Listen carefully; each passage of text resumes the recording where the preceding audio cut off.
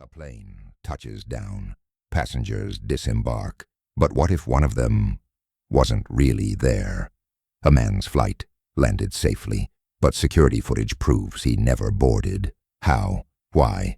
And where is he now? I'm Detective Drayk, and tonight we're diving into a case where the sky wasn't the limit. It was the perfect alibi. Why keep watching? Because by the end, you'll realize the truth was flying first class the whole time. It started with a panicked call from Lena Carter. Her fiancé, Alex, a reclusive tech CEO, had vanished. His private jet landed in New York at 9:17 p.m., but airport cameras showed him never boarding the plane in LA. His ticket was scanned, his luggage loaded, even his voice heard on the cockpit recorder. But Alex? Gone? I began at the hangar where the jet was stored. Sleek, black, and colder than a corpse. The pilot swore Alex boarded. The flight attendant handed me his half-finished whiskey glass. Fingerprints confirmed it was his. But the security footage didn't lie. No Alex, just an empty staircase. The audience, you, were with me as I combed the jet. Remember when I opened the overhead compartment? You thought we'd find a body, didn't you? Instead, we found a burner phone taped to the ceiling. One text sent mid-flight. They know. The suspects were a mile high. First, Lena.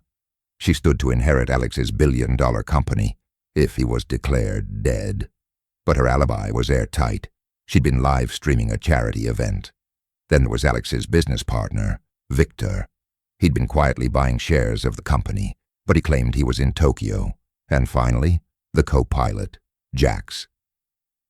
He'd been fired from 3 airlines for paranoia, and he kept glancing at the jet's cargo hold like it hit a ghost.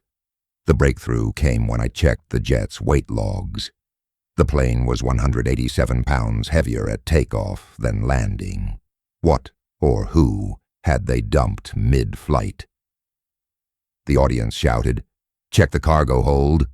Inside we found scratch marks on the walls and a single gold cufflink engraved with Victor's initials. But Victor was in Tokyo, right? Wrong. His alibi was a pre-recorded Zoom call. Then the case went sideways. The burner phone rang. A distorted voice said, "Look under the hangar floor." We pried up the concrete and found a hidden room, a makeshift lab with DNA sequencers, face molds, and photos of Alex. Someone had been perfecting a clone. But clones aren't real. Or are they?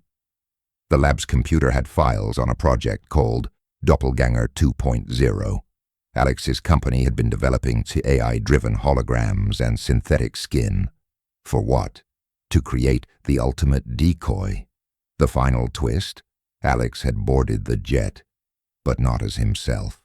He'd used the hologram tech to disguise himself as the flight attendant, planning to fake his death and frame Victor. But someone else knew.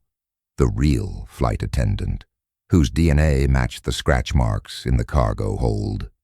She was Alex's ex-wife, paid to keep quiet about his illegal experiments.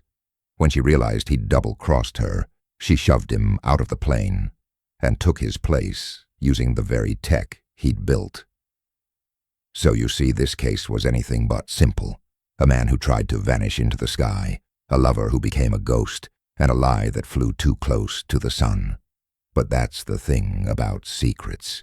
They don't stay grounded. They take off, and sooner or later, they crash. The flight that landed safely was just the beginning.